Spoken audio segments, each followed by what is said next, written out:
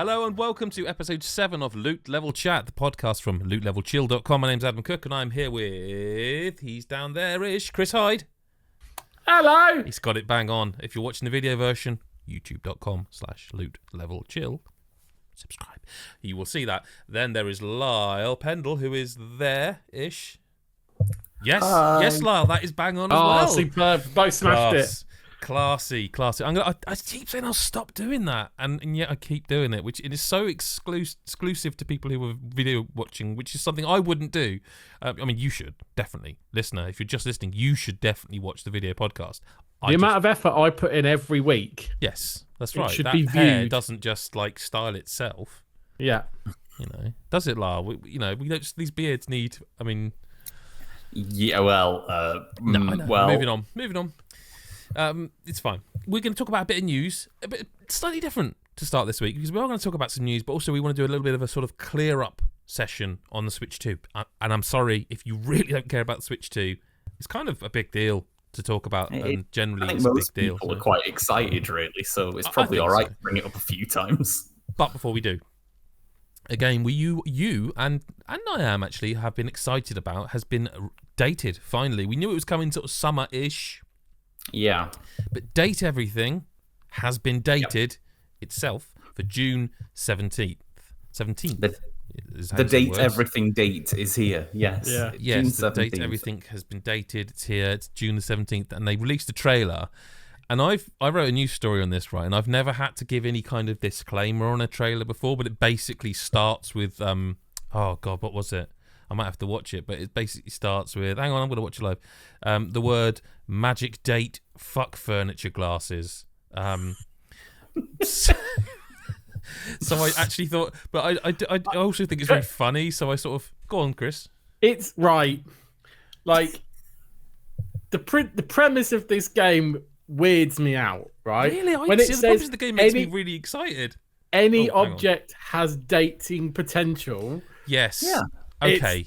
That is a creep. It feels like a creep level that I can't quite articulate. You go around the house, say, and you look at a table. No, the one I can remember specifically. You look at your candelabra, because of course we've all got them in our East. Yes, obviously, yes. And you look at your candelabra, and then you've got these special glasses basically, and you fire your sort of love hearty things at it, and it becomes dateable and it has like a character of sorts. So does it like anthropomorphize the candelabra? Yeah. Well, I mean, they just become like human looking, a lot of them. Oh, yeah. Okay. So it's not like Beauty and the Beast. It's like just the candelabra. It says, well, that is this hunk here. I mean, let me put it this way. This would be it. Do you know what? This is actually something we should do. So if anyone else does this and nicks this in the future when this game's been available to us and we can play it and talk about it, this will be a fantastic quiz that I'm literally coming up with now. Chris, I'm going to give you the name of a character and I want you to tell me what you think their inanimate object version was. Okay, yeah. Cool. This gentleman is called Front Dorian. No, he's not. No, well, at least it wasn't Backdorian, because I've heard stories about Backdorian. I'm trying to find some more now, just by skimming through the trailer. They're not called Front Dorian. He is. I can't find him, but there was... Oh, actually, that one's different. So they're not all like that, because there's one here... Oh, no, I think that is actually just a character. There was one... There's one here called... Okay, so there's an icon that shows a pair of curtains... This is so silly that I can't help myself. There's a pair of curtains and there's a character and their name is Rod. And I think that's brilliant. And that's funny because of the entendre, but also the fact that the name Rod is such an old name, isn't it? It works. Desperately trying to find. It's one of those names candelabra, I think. But I can't find it. Call your baby Rod. Yeah, it's one of those names. It's one of those things you can only be a Rod if you are 50, like plus. Mm-hmm. Like, do you know what I mean? That's when rods are born. Yeah, exactly that. Yeah, they're born like 50 years old. Yeah, I really want to know all. There's apparently where's the list? Can't go over Front Dorian. That's terrible. Well, actually, no. I can't find it. There's one called like Candelabrant or something. That it's a like I say, Candelabrian, that kind of thing. I can't find it. I swear I saw it in the trailer, but I cannot. I cannot for the life of me find it now. But like, they know what they're doing. By the way, there's no. Frontdorian. I think it's great. I got to be honest. You look at them with your love glasses, which is in itself. Your love glasses is creepy anyway. But yeah. Oh, there's a picture of a guy here that looks like a sort of Mountie, there's a picture of a table and it's got question marks for all his what his name is, and part of me, what's that? What's he going to be called? This is part of the fun. This is why we're going to be so excited when the game. And there's another one. There's his name's Cabrizio. Okay. Any guesses? Cabinet. Yep. So they've gone, instead of Fabrizio, they've just gone Cabrizio because he's a cabinet. Yeah, they have. Cabrizio the cabinet. Oh, here I can't think of a better one. So I found the one that was So this is it's how would you describe? Do you know, like Mozart style? You know, the big sort of wig composer style. Yeah. Mm-hmm. Scandelabra. It's a candle. I prefer Candelabra.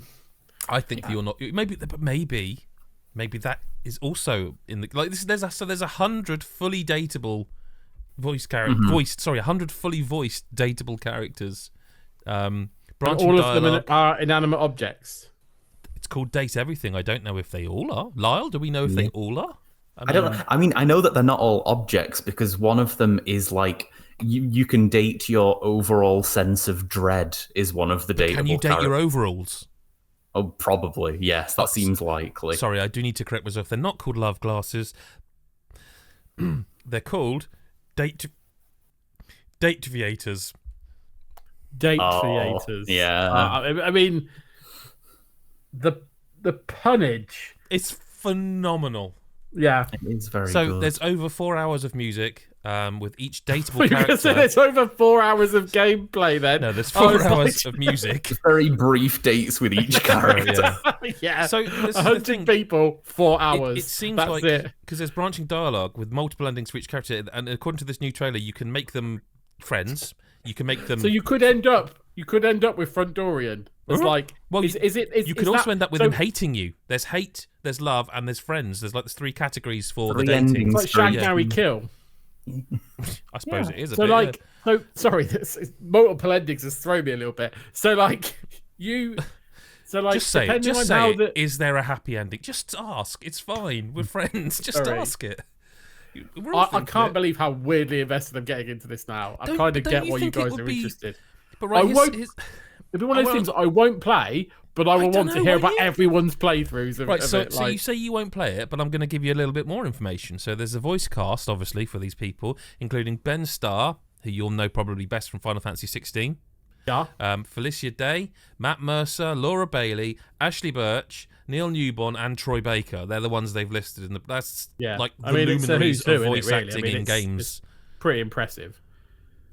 I really, this has gone like skyrocketed because there's not many games that make you chuckle like that. It is silly, and I mean, I'm having a good time just chatting about it. So this, there is. I can't deny that. It is. It's making me smile. That's what I mean. I just wonder how creepy it is. That's the only thing. I think don't overthink it. Maybe like if you sit there and think, I'm dating a Hoover. Yeah, you don't think conversation about too hard. My special relationship with my Hoover. Mm-hmm. I knew a guy who did that on a school trip to Wales. What you were thinking of? I know a guy who got it stuck. But that's a story for another podcast. That's not interesting. That's a bonus pod story. Yeah, but I genuinely, that is not an urban myth. I mean, it is.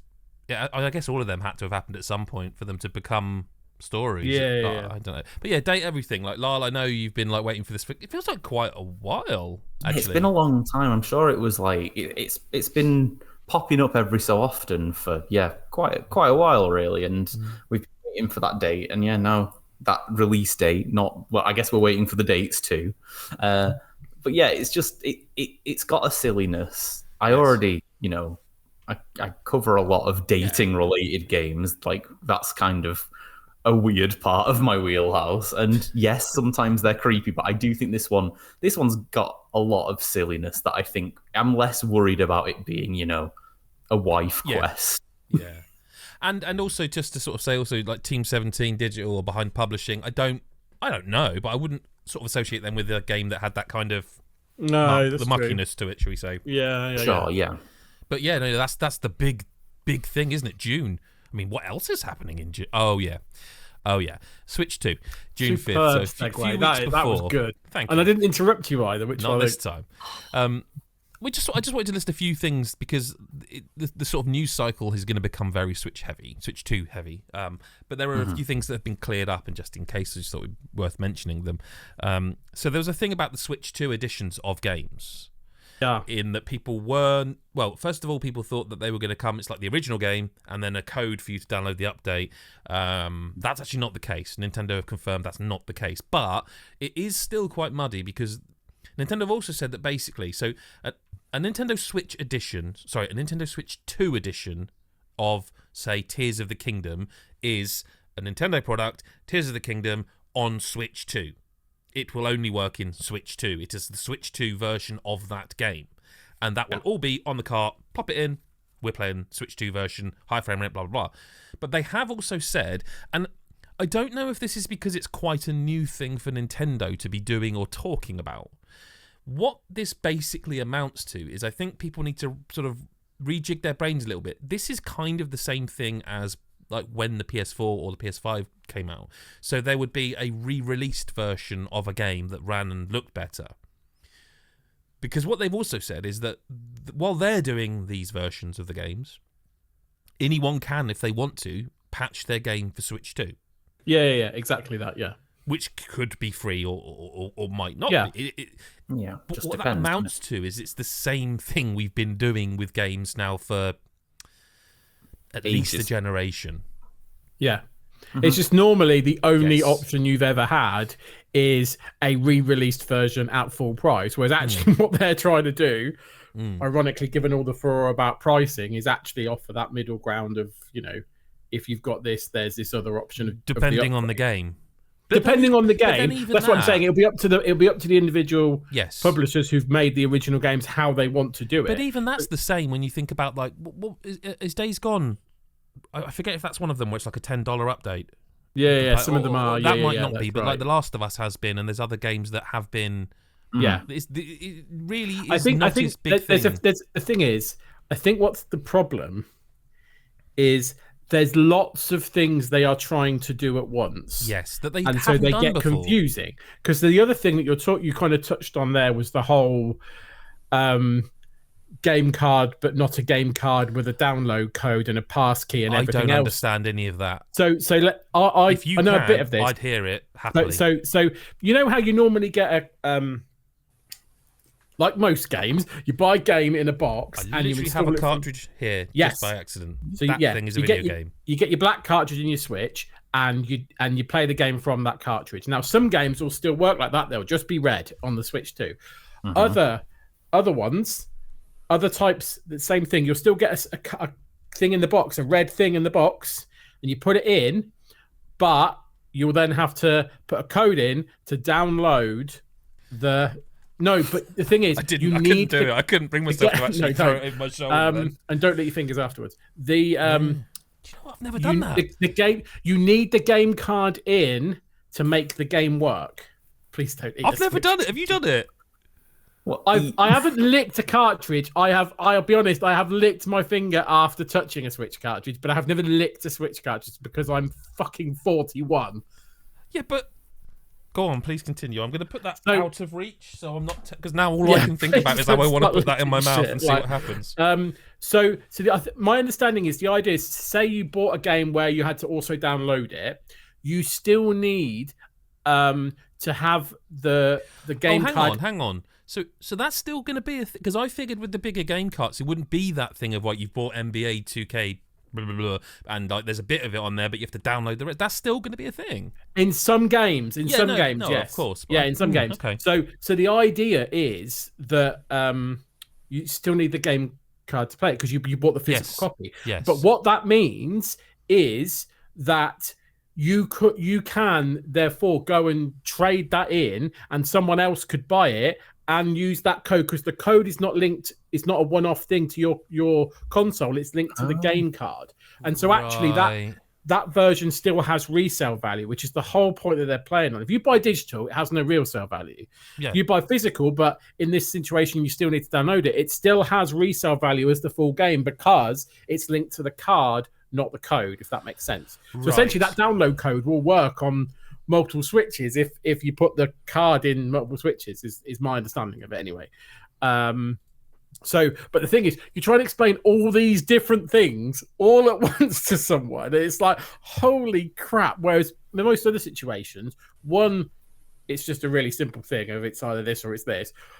Or it's like you're only announcing one of them, whereas they're announcing 10 and there's 3 different ways to do everything. So it all feels a little bit, until the dust settles, it feels a little bit of a mindfuck. I'm sure once it's launched, we'll all go, well, it's easy to understand. Why do we get confused? Yeah. But right now, it just feels a little bit new, got to get my head around it kind of thing. But yeah, that's my understanding with that whole...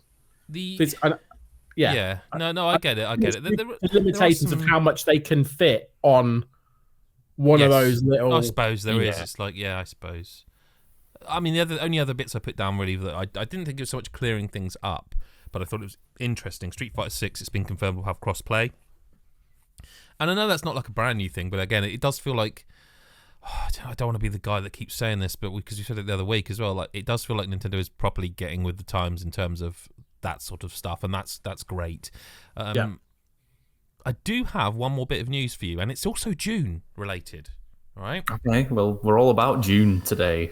Apparently so, because we've got date everything, huge news. Switch 2, huge news. I have one more. June 13th. The Alters is releasing. June 1st. Sorry, carry on. The Alters is releasing on June 13th.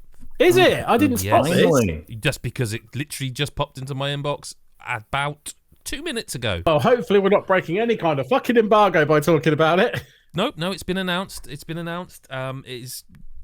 to Game Pass. It's coming to PC, PlayStation 5, and Xbox Series X. That's weird, isn't it? To just suddenly drop it's coming. It and go, it's fucking out this day. Well, to be fair, there was like a Triple I initiative showcase, and they also announced that because it's obviously 11-bit studios, they also announced what's the other one that people are really excited for from them? Moon. I mean, apparently not me, because I can't remember the bloody name of it. The sequel, something 2. Moonlighter. Moonlighter 2 is also coming in the summer. So yeah, but there's not an awful lot of info. Just but to be fair, we don't need a lot. I mean, we info. kind of knew it was becoming relatively soon with those developer log things. Yeah, but like there weren't going to be a million of them, were there? So no, but that's I also think one of the early podcasts we talked about that game, so it's kind of nice that we got a bookend of, and that's when it's coming out. But moving away from June, we can move into the now, really, because you could have done a great segue then. Go on, but you do it. Speaking of something else that we talked about on an earlier pod, could have done that, and we now want to bookend it. You could have smashed that, mate. You teed it up for yourself. Well, we can't do it. They can't all be bangers. Unlike this video game, which is an absolute banger, because Chris Hyde has played. Well, do you want to reveal the outage of this game, Blueprints? Right. So. I don't know exactly, because there's been a couple of times where like I've accidentally left my PC playing running it, but it's probably approaching 100 hours, right? But it's just a puzzle game, Christopher. It's right. Now, first off, because he's here, the commenter, I've got to say, and it annoys me. It annoys me. Hello. It annoyed me back when I talked about it as a preview, but I started playing this because of Lyle, and like. He was right, and I'll just say that straight away. And I can't say that he wasn't, because I've literally just gave the game he recommended me a 10 out of 10. Go read my review, by the way. Yes. So I just want to clear that up before he starts lauding it. He spotted something. He mentioned it. He was right. He hasn't played it. I don't know why he's right, but he's right. I trust that I'm right, though. You've said it. That's enough for me. I am gone. Right, let's move on from that horrible thing. Right. So I mentioned it a few podcasts ago. It might have even been our first podcast. It may have been, yeah.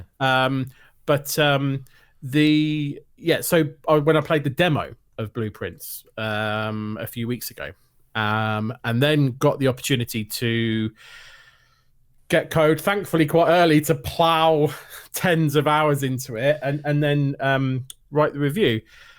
Now, when I first played the demo of it, I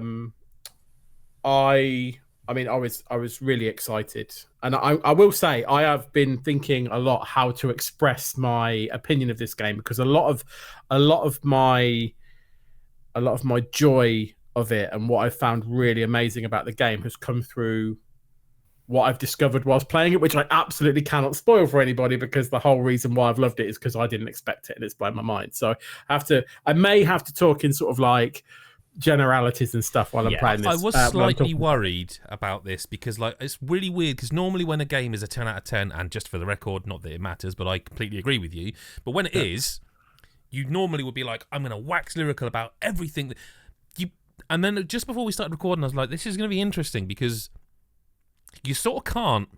You kind of just, you, in many ways, you just want to go play it and trust me, like as a kind of It is thing. in Game Pass, by the way, and it is in the PlayStation Plus catalog. One of the levels, which one, but one of the levels. What? So for those that don't know, I will just really briefly summarize what the heck the game is, and then I'll talk about why it's so fucking brilliant.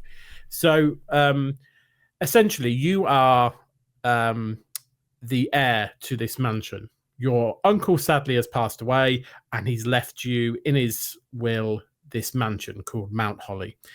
However, there's one stipulation to your claim in this mansion, and that's that you must find room 46 of this mansion. And that sounds lovely, apart from the fact that there are only 45 rooms in the mansion. Now, in that sense, that sounds a little bit intriguing. Play the music, that's fine. Play the theme tune, but what it doesn't sort of say until you start realizing, and by playing the game, is that, and I can't believe I'm going to actually utter this sentences. Most houses, the rooms don't move. If you go in a house, the rooms are where you left them. Whereas that's not the case in Mount Holly. So the oldest house, they move a bit. Control, remember Control? The oldest house. Oh, okay. Yeah, sorry. Yeah. But you said most. Yeah, I said most. So I covered my arse. You covered it. Yeah. So essentially, the way the gameplay works is you have a floor plan. You pick it up. The blueprints. Get it? Blueprints. You're playing down blueprints.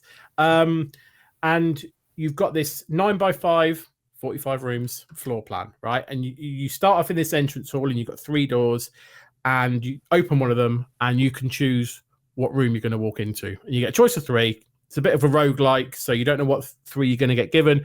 You choose, and then you go in. And there's various different rooms to choose from, and they all have different configurations. Some of them have special effects. When you walk in, you get certain things, or there'll be different things to interact with in the rooms. And your first mission, again, I'm not going to spoil much, but you look on this blueprint when you first get it, and you've got the room that you're in, and there's a room right at the top on the kind of 9th rank, the furthest away from you, called the antechamber. You're like, that looks like an interesting room. I should probably try and make my way up there. Might be a thing to try. I won't say any more than that. It explicitly tells you to, I don't think. It never explicitly tells you to. It's the thing that's on the map. But it's the thing that you've got to go on. And this is the thing. Like, what this game does expertly well is it doesn't...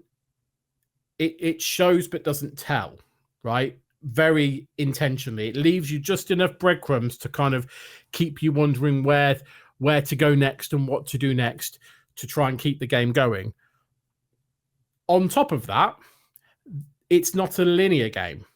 And your discovery and the things that you uncover aren't linear either, because of the RNG element within the game. So you don't know, not only do you not know what rooms you're going to draw, but you're also in charge of your own destiny of which rooms you choose to lay. And you're also in charge of your own destiny of how curious you are, what things you notice in the rooms, and I think that's a killer thing, by the way, because I don't really know how to word this. At first, I had favourite rooms, which is not a statement. No, that's normal.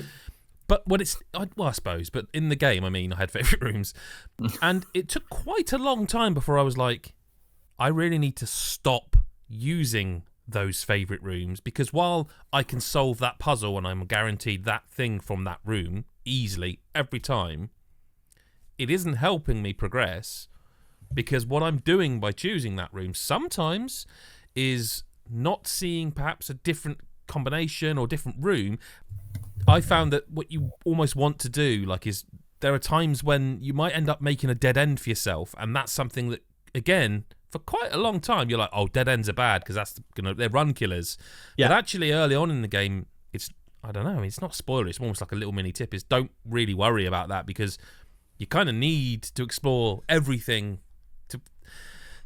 And also, yeah, I mean, you learn things as you play, right? Because you learn, like, I mean, I'm probably not giving a massive hint away here when I say this. Like, if you can draft a dead end into a dead end, like, corner, then you get that out of your pool, so you're not going to draw it again. But that became something I would be obsessed with. It's like, I'm not wasting this run, and because I can only use... Like, there's a closet, for example, that always has 2 items in it. I won't say any more than that. I would never draft that unless it was like, no, it has to be in one of them corners in the bottom, or if I've exhausted everything else. And very quickly you realise, actually, it's probably just draft that one, so I'd grab the items and get on with the run in the other direction. Yeah, exactly. And again, it's like, in this run, am I really keen to get certain items because of what I'm trying to look at? And this is the thing, like, this is what you start off with this game. This is why I think it's so clever, is that you start off just thinking, oh, I'm just going to put some rooms together and try and get up near that room that I mentioned at the start, right? And you keep trying to do that.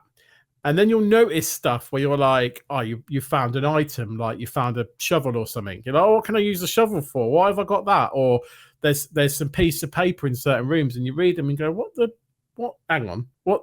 That's a bit weird. Or like, you'll find something else and you're like, well, I don't know what I need to do with that. Or actually, what if I did that in that room and then went to that room? Would that do something? And all of a sudden, like, you've got lots of different trains of thought of things to try that detract you from trying to get up where you were trying to get to, because there's so much stuff going on.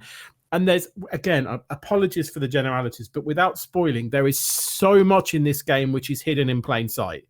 So many times in this game, I'll discover, and even like, tens and however many hours in, discovering something and going, fuck, and realizing that's been there. I just didn't know to do that in that room with that, because I discovered that much later. And it's not obvious to go and do it. Otherwise, it would break the whole puzzle if you just, I'll just do that. Anyone could stumble on it in hour 1, right? So I'm not saying it's very well designed that the stuff you're supposed to discover later, you discover later, because it's hidden well enough. But like, yeah, there'll be things I know you're playing, Adam, and I'm like, I'm not going to spoil it here, but I know there'll be things that you've seen that you won't have done anything with, and you just thought that they're there for decorative purposes, and they're not. Yeah. And it's like things like that I'm just like, I've written some guides for the site, and there was just a couple, and there was one in particular that I really loved writing, because it showcases for me that, like, you solve this really big puzzle that you didn't even realize was a thing in the puzzle, and it gives like hints of solutions to 4 other things, and you're like, it's just I've never experienced anything like it. It's just a game that is like, I described it in my review as this delicious onion, because it's got so many layers of things, and like, every time I thought I was done, I thought I'd finished. I mean, there was one time where you literally think you finished because you get the fucking credits, right? Yeah. Like, and that is a thing. But that's like, then literally, if you repeat what you did to get the credits, you go, oh, I am nowhere near finished. Thank you, game, for introducing me to lots more puzzles that I didn't know existed but are clearly there.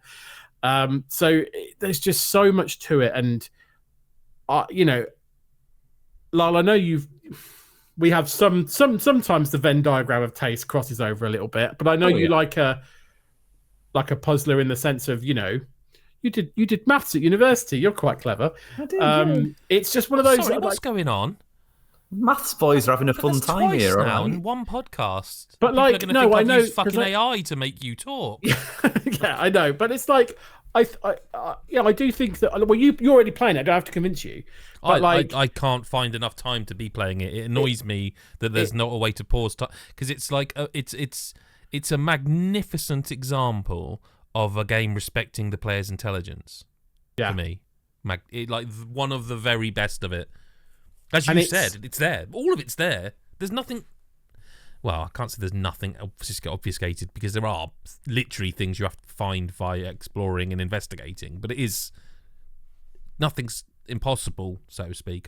No, and there's again, now I'm doing it where I'm talking around the houses, but I just don't want to spoil anything. But it's like I just think it's incredibly well crafted, and it's a testament to the team, because to do a puzzler that has roguelike elements into it, which is insane first and foremost, but then to do a puzzle that's not linear. So it's not like you have to do this puzzle, which then leads to this puzzle, which then leads to this puzzle. That's normally how those games work. Sometimes you've got some choice, but ultimately you have to do these ones first before you can unlock the area to do these ones. But that's how it works. Whereas because you can literally draft any room at any time, pretty much. There's some cases where that's not the case, but most of the time it is. You have to have such a kind of puzzles that are so well designed and hidden, but with just enough breadcrumbs to make you question things. And it happened so many times when I was playing. I was like, I can't believe it's happened again. The rug got pulled out from underneath me so many times. Yeah, and I'm not. There's still stuff in there that I haven't figured out. Yeah. Like it's like I find I almost had too many breadcrumbs where I would be like, all right, this I'm going to concentrate because I want to find out how this, and it might take a couple of runs because RNG, which is something I want to talk about.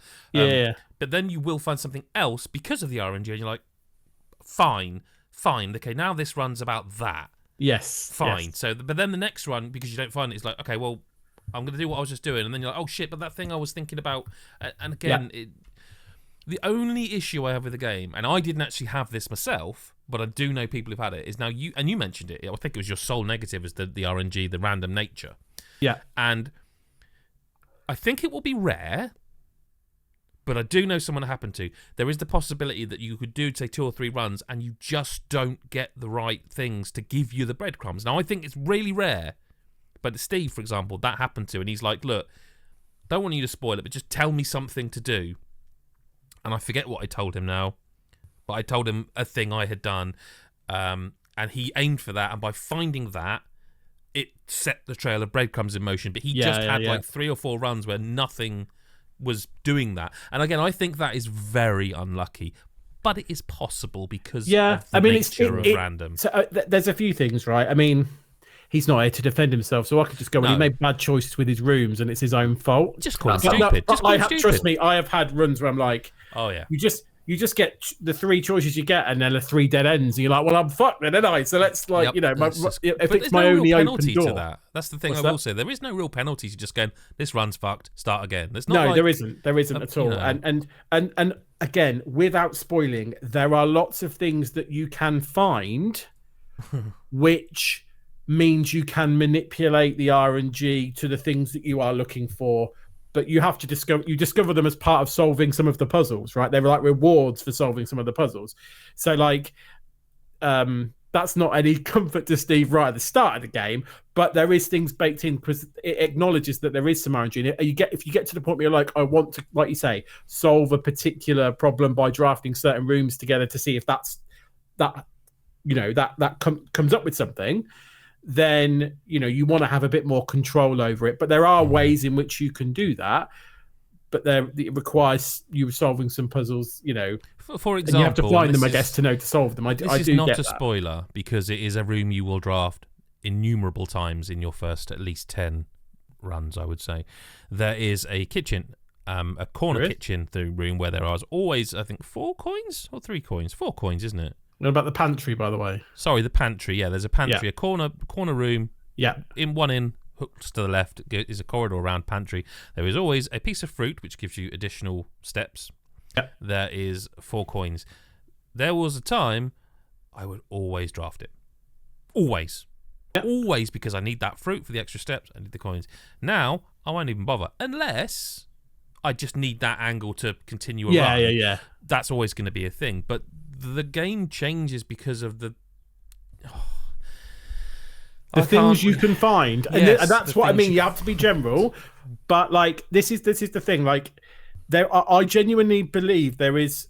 Of course I do, because I get fucking 10. Like I think there is enough in this game where they give you enough support, either through the pacing and the duplication of the clues and the breadcrumbs, the stuff that is persistent through your runs that you can earn persistent stuff. Some of it resets, but there is persistent stuff you can earn, which makes every future run easier.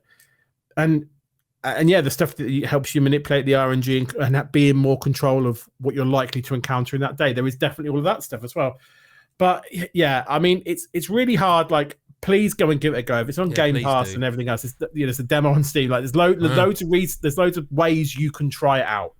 And I think it's one of the best puzzle games I've ever played, ever. I've played a lot. Like, it blew me away so many times. And and I said in the review, it's one of those where I literally went to bed thinking about it, dreamt about it, woke up thinking about it. That's the truth. That's a God's honest truth. Like, that's happened to me. And you guys both have had games that have done that to you where you can't stop thinking about them. It's one of those for me. And yeah, this is something special. And don't give tens lightly. The highest recommendation. Go and play it, seriously. Yeah. And if you need help, let me know, and I'll tell you where you need to go, what you need to do. Or just go to lootlevelchill.com, where there's at least 27 guides for the game that will help you. And I wouldn't ever consider using them at all. Definitely not today. Definitely not. I would never. That's a promise, Chris. Were you at any point, Chris, tempted to have the same number of guides as there are rooms to try and really come full circle? You should not 46. have said that. No, but now I'm annoed that I didn't. Yeah, that's quite clever, yeah. It was quite horrible of me to even mention it, to be honest.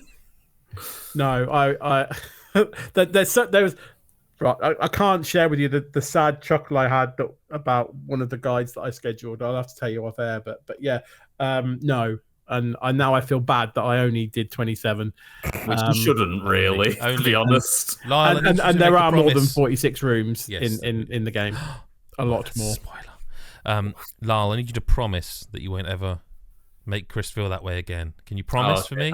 I can promise that. Okay. And promise it'll try. I wonder why I am specifically promising. It might be because... Is it because you've been playing a video game called Promise Mascot Agency? I've been playing I have too, but you've been playing more of it.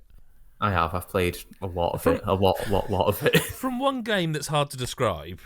I was going to say, yeah, from what I've seen of this looks batshit crazy. I'm quite happy because I'm sat here. You've described blueprints now. Lyle has to describe Promise Mascot Agency, and I just get it to go, yes, I agree. Yeah. Oh, good. Yes. Well, thanks. Yeah, we really dealt this one out fairly, didn't we? Yep. I'm happy. Makes a change. Yeah. Go on. Talk to us about Promise Mascot Agency. Also available now. Like, those two games released on the same day. It's been a good day for that, people. So did Talos Principle. Oh yeah, that's yeah. Reawakened, and it's a stupid day for video games, all just releasing at the same time. But anyway, yes, Promise Mascot Agency is fucking hell. Why do these games have to happen? What if it was just a nice, easy platformer? It's not a dating sim, which I must admit, when I first saw the art style and the name, I was like, this is a dating sim. No. I'll be honest, the name tells you fuck all about what the game is from what I can gather. No, it does. Sort of, Lord. Yeah. So you play as a Yakuza cleaner who is like renowned for solving problems for the criminal gangs of Japan. And after a job goes wrong, you're like banished to this land where your mob boss basically doesn't have any influence other than the titular Promise Mascot Agency, which is a business that hires out mascots to events to help out with, advertising, like a fun, like there are lots of different mascots you'll end up getting, like a crying block of tofu, or a sort of Tetris block with sexy legs, or a really big chicken, all the fun mascots you could ever want. The trifecta of mascots. There, yeah, exactly. And so, like, a very large part of the game is like running the mascot agency to make the most money, because you need to make lots of money to support your mob boss. But realistically, while that's going on, you're sort of playing like a open world driving game, which is what the rest of the game is. This is what confused me when I was trying to understand what the fuck it was, when you started just breaking road signs, I was like, what is this game? Yeah. So like for the most of what you do in the game, like, when you're not doing important management things, is you're just sort of driving around a little Japanese town and, just finding collectibles really and getting things that earn you a bit more money or a bit more fans that are sort of like experience, or finding new mascots and all these different different things that are dotted around the map. But you just sort of drive around, and that's what you do. And you get upgrades for your driving. So like you can do a big jump, which means you can get over like gates and stuff. You know how cars jump sometimes. Yeah, I'm aware of the maneuver. Yeah, your partner in crime in this is like a disembodied finger called Pinky, who is one of the mascots, but has been banned from being a mascot. I want to jump in here and ask you a question, because is it's it something about Pinky looking like a penis? No, that is a thing, but that wasn't what I was going to ask. I mean, I assume that's where we were going straight away. No, I mean, they do. Well, now we're there. We may as well. I mean, you guys want to talk about it. I'm not going to stop you. But there is, like, it does that kind of very close to, what's the animation, the octopus porn that everyone, what's the word for that? Tentacle porn. That kind of thing. It does that thing with, like, where Pinky's, like, almost got veins popping out of her. Oh, yeah. But that's not... I can't believe you two have made me talk smart when I was only going to ask the question, right? Is that you said, and it's really interesting you said that. You said Pinky's a disembodied... finger, I think, or toe. It's a thumb, surely, thumb, right? I would have thought. Okay. So why is it called Pinky? Yeah, okay. Pinky is that one, not that one. It's that one. It is weird, okay? I get you. I get that's an issue. It's not, but it did make me go, what? Mm-hmm. But yeah, that's your sidekick anyway, Pinky. I mean, I guess pink in colour still, so... So you're the brain of the operation, are you? But beyond that, it's worth mentioning Pinky is... Oh, Jesus, I can't deal with these people that don't get my great jokes. I understood. Pinky in the brain. I just... no, I got it. It's quite an old man joke, if I'm honest. And I'm saying that. It's all... I'm an old man. Fair point. Pinky is... how would you describe Pinky's character, Lyle? Sort of like a bit unhinged. Aggressive, like, sort of sexually aggressive and violent, loves violence, like wants to see you go and bury a body in the... Literally says that, if I recall, something like that. Yeah, I'd love to go and bury a body. I've never done that once. God, that's going to be taken out of context. Shit. Pinky that's said a good that, one not to me. Clip that one. Yeah, clip that. But yeah, like, Pinky's interesting. Yeah, like there's a reason that Pinky doesn't get to be a mascot, because like there is sort of like alluded to backstory of like that Pinky has like done irreparable damage to the community by trying to help out. Pinky's a bit fucking mental, to put it bluntly, but otherwise quite charming. So that's Pinky. One of the upgrades to the car is that you can fire Pinky out of the back of the car. Is there ever an upgrade where you can have Pinky not be in the back of the car and making all them noises all the time? No, never. Presumably, if you fire him out the back of the car and then don't get him, he just comes back. I believe, isn't it? You're right. Yeah, she just comes back. But why did I think it was he? She. Because we mentioned sexually aggressive and you mentioned penises. Yeah, that's probably why. Yeah. I'm sorry, we did mention... I'm sure you did, but you did mention the tofu's crying all the time, right? The tofu is crying all the time. I think you did say that, but I just wanted to be absolutely sure we didn't miss that bit. Did you mention the fact that the Chris, if I say to you Yakuza, who do you think of? Kiryu. Did we mention that it's the same voice actor that plays Kiryu? No. Okay, well that's worth mentioning. It's Kiryu. So, and by the way, it just sounds like Kiryu. Brilliant. It's like a Kiryu fever dream. Then it's Kiryu's voice, which is great. Yeah. So that's an unofficial DLC.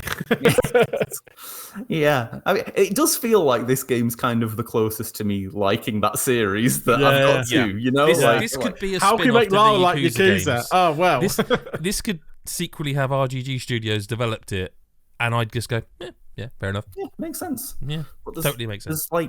So obviously you do the open world car stuff, which is sort of almost weirdly normal. Like it's just like you're driving around in a Forza Horizon or a Burnout Paradise. Maybe a bit less satisfying in the driving, but you're just doing standard collectible things.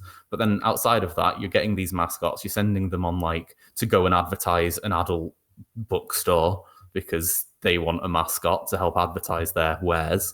And then a lot of the time, the mascots need help when they are off doing a job. So something will go wrong and you get to go and help them. And how you help them is, so first there'll be like a live stream, like with a presenter of this mascot doing its job.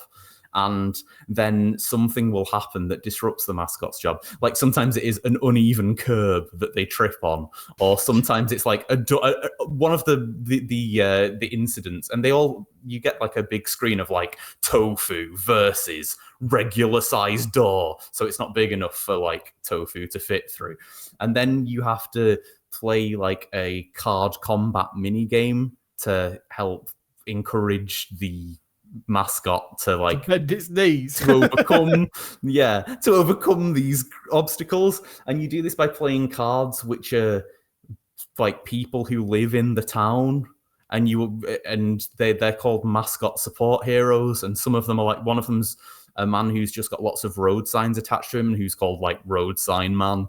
Are you sure this isn't like RGG? I know. Are you sure this isn't the same people? It's definitely not them. There's one of the support heroes is just like, it's a weirdly like, one of them's in just like a man in a black bodysuit in a big plastic bottle who just is like called like Bottle Man. Another one has a noose round his neck and is like some sort of weird like suicide icon that I don't Mama. Don't forget Mama. Yeah, there's so many. Which is many. oddly one of the most normal ones actually now, which is... It is really, yeah. And that's just another side of the game. Outside of this, like but then, you know, as you're earning your money, you'll also need to like go into your menus and be like, oh, I want to get some passive income, so I'll upgrade this. And there's like a little bit of like a weird like idle game going on in the background as you're like earning money and min-maxing to make sure that you get enough money to send home. And there's like a crane game you can go to, and you get items in the crane game that you can sell as merch. You can go fishing if you want to. Like there's a lot going on, and it's all weirdly connected, but none of it really feels that connected.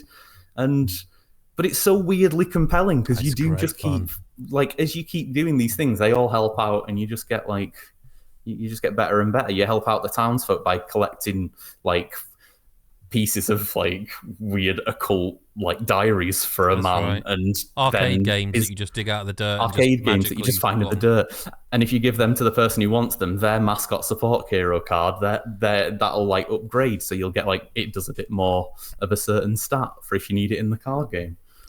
It's wonderful. It's one of them games that I don't. Well, it wouldn't exist in any other medium. It has to be a video game. Yeah, because it couldn't. It just couldn't. It wouldn't make any sense. It barely makes sense. It doesn't make any fucking sense. It doesn't, no. It doesn't have to. It does. It just builds to be something really enjoyable and quite addictive. Like just driving around doing the, like smashing like road signs down, picking up rubbish and getting money for doing it. It's very compellingly addictive. It doesn't, when I really boil it down, I'm not even sure the driving is actually that good. No, not really. But it's so compelling. It's fine. It's fine enough, and you're always getting stuff that you want from it. You're always getting little things. You're cleaning a shrine so that you get more passive buffs. Or I lost 10 minutes because I found a long stretch of beach that just had about 1 million pink bin bags on it. I was like, well, they're all getting hoovered up. It's another game I recommend Chris shouldn't play because it's got a lot of things, shiny things to collect and pick up as you go through it. Does, yeah. It'd be a bit dangerous, but that dangerous nature is, it is compelling. You can't deny that it's kind of Metroidvania because you have to get abilities that you can get things. Yeah, that's if we're really stretching it a bit. But it's a bit of a stretch, but you're really trying to make me play it. Yeah, there's so much to it, and then like there's even stuff like each individual one of these mascots that there's like around 30 of that you can hire, like. Each of them you'll have to like manage their like wages and do extra deals to make them happier for what percentage of like the cut they'll get from different jobs and all these sorts of things. Eventually, as they do more jobs, you'll have like BioWare style like companion missions where you'll get to know them a bit more and help them out doing something. Like it's a ridiculously deep game with so much going on. most of which doesn't make sense, but in the exact right way. And like, yeah, it's gonna really hook a lot of people. I mean, I could add nothing other than I really enjoyed this game. Like, it's so silly and weird, and like, again, it's kind of bad timing for its release, to be completely honest with you. Yeah, but isn't that always the case now? Every day. There's never a good time these days, is there? To be honest, Not really. Right, question of the week time then. Strap in. This is a difficult one. Mick since 86 says, we all like a video game film. We don't need to argue which of those is best because it's obviously Street Fighter. I would also accept the original Mario Bros. Film. To be fair. But I want to know, what are your favourite games based off of a film or film series? So other way around. No, there are games a few that based off of a film. Yeah, there are a few that jump out more recent years to me, like Mad Max. I can't think of any. Mad Max was a really good video game. The one that was made by the one that used the combat, like the Arkham combat. 'Cause it was under Warner Brothers, wasn't it? Did you play had that? like a grappling car that you pulled down. I mean, yeah, do things like Batman and stuff count? Because like they're TV show. Yeah, I mean, if they're I think so.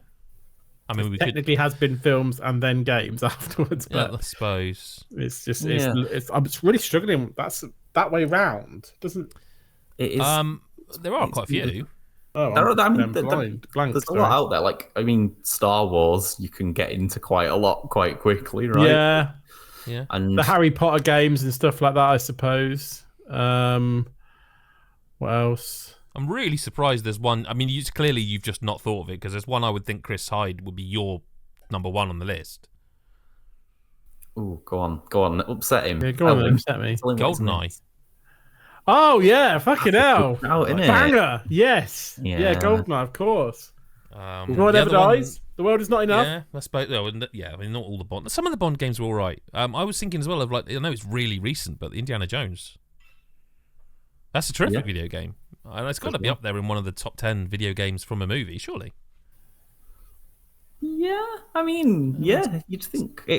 Certainly modern. Yeah, for sure. Because, I mean, if we're saying that Star Wars started as a movie no matter what, then almost any Star Wars game can count. And then I'd probably just go for, make like, a top 10 of them, couldn't you? You could. I'd go for, like, Knights of the Old Republic, and that'd be a pretty easy pick for me as, like, the one. I think things have been getting better like that. Like the recent RoboCop game that I can't think what the name of it is, but like that was really good fun, and that's got like a standalone thingy coming. That was really good. Chronicles of Riddick was at the time. I don't know how it's aged, but that was a phenomenal video game. There was two of them, wasn't there? There was one on the Xbox, and then they sort of like remade it and added a new one. The one I always remember that because most of my life, I would say it's only recently that like games have been based on things and they're good. Do you know what I mean? It used to be a case of if you see a licensed game, it's shit. The one I remember really bucking the trend for that, and I can't remember the full title of it, but it was X-Men Wolverine. It was on 360. X-Men Origins. That's Wolverine. Was it? That was, I think, 360, and that was one of those games you play it and you're like, this is way too good, because it was a bit like that thing of, again, during the same sort of era. If I was a kid's game, shit. It won't be well made. They've just done it. But it was one of those that completely bucked the trend. And I remember like on 360 playing that and being like, this is, or was it PS3 even? I can't remember which generation, but I just remember playing it, being completely blown away by how good it was for a licensed video game. Thankfully, and I remember we don't have people not really. And I remember people not really liking that film. I think the game was the thing that people remembered from that. It was really violent from what I remember as well. Like, throwing people through helicopter blades, and I mean you're Wolverine, so you're going to be snicking, and I actually really liked playing the Lord of the Rings games, the Two Towers and the Return of the King. Like that, it was almost not hack and slash, but you know what I mean, like where you could pick like different characters. They were actually pretty good. I used to actually like playing those different story missions and stuff. Both of those games I actually really enjoyed. So there'd be another couple that I'd throw on the pile. I had a few more, but they don't count because they're books. I was thinking Discworld, but that's a book, so it's not. Yeah, because it's the thing I was getting into like movies. Witcher and stuff, but it's like books, isn't it? So Alien Isolation, for goodness sake. That was my next one. Yeah, sorry, Lyle, but for God's sake, that game was amazing. Yeah. Although, look, I'll say it, Alien 3 was a good game at the time. At the time, I'm sure if you played now, you'd be like, this is garbage. But as a young me playing that on Mega Drive, That was a good video game. Oh, at the time, GoldenEye was fucking outstanding for the time. Like, there's loads on of actually the like Super Nintendo Mega Drive era. You've got like Aladdin, Lion King my games. God, that Aladdin. were all, yeah. You have, yeah, that's true. really? We haven't even gone down the That's animation good. route. That's really good.